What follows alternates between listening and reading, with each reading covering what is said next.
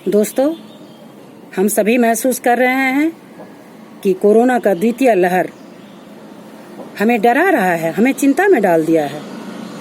और ऐसी परिस्थिति में यह परम आवश्यक है हमारे देश की सभ्यता और संस्कृति और स्वभाव के अनुसार कि हम कोरोना के सभी प्रोटोकॉल का अनुपालन करते हुए ईश्वर भजन, कीर्तन, स्मरण, मनन में भी निरंतर लगे रहें। और उसके लिए यह आवश्यक नहीं है कि हम घंटों बैठ करके मंत्र जप, श्लोक पाठ, हवन कीर्तन ही करें। ईश्वर तो प्रेम के भूखे होते हैं, भाव चाहते हैं। और उसके लिए सहज पूजा, सहज समाधि मुझे बहुत अच्छा लगता है। और मुझे ऐसा लगता है कि जो भी ईश्वर भक्त प्रेमी हैं उन्हें यह अच्छा लगता है।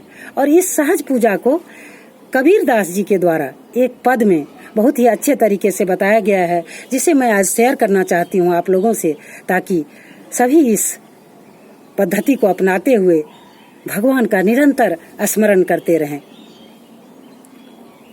साधो सहज समाधि भली, साधो सहज समाधि भली, गुरु प्रताप भयो जा दिन ते, सुरत नानत चली, साधो सहज समाधि भली। हे संतो, सहज पूजा, सहज समाधि ही सबसे अच्छी है। और गुरु की कृपा से जब से मुझे इसका ज्ञान हो गया है, मेरा ध्यान भी अन्य विधि विधान पर नहीं जाता है, मुझे यही भाता है। कबीरदास जी कहते हैं, क्या है यह सहज पूजा? कैसे करते हैं कबीरदास जी? आँख न मुंदू, कान न रुंदू, काया कष्ट न धारू, खुले नयन से हंसी हंसी देखूं, सुंदर रूप निहारूं, साधो सहज समाधि भली, साधो सहज समाधि भली।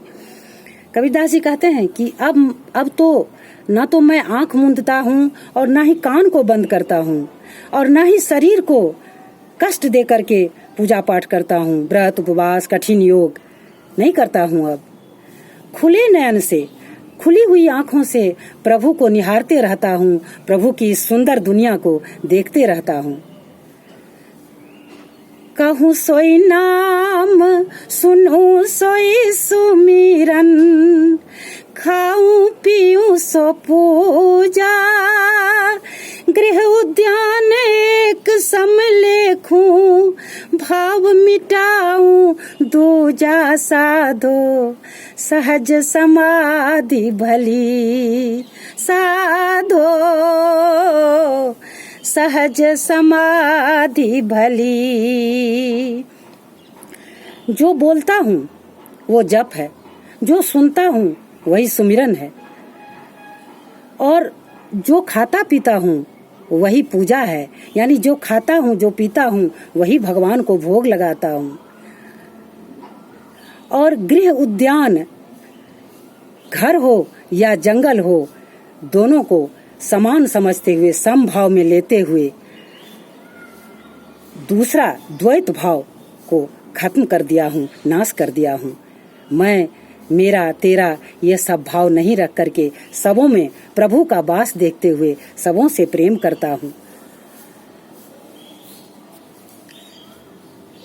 जहाँ जहाँ जाऊं सोई परिक्रमा, जो कछु करूं सो सेवा, जब सोऊं तब करूं दंडवत, मानूं और न देवा, साधो सहज समाधि भली, साधो सहज समाधि भली। जहाँ कहीं भी जाता हूँ यही समझता हूँ कि भगवान की परिक्रमा कर रहा हूँ। और जब सोता हूँ तो ऐसा भाव लिए सोता हूँ कि मैं प्रभु को दंडवत कर रहा हूँ, और इस तरह से दूसरा कोई भी विधि विधान या देव देवता को नहीं मानता हूँ।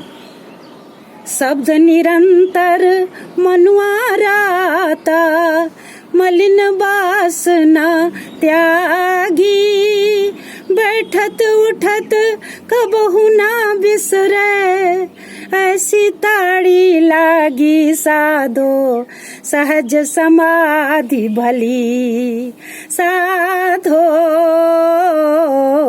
सहज समाधि भली।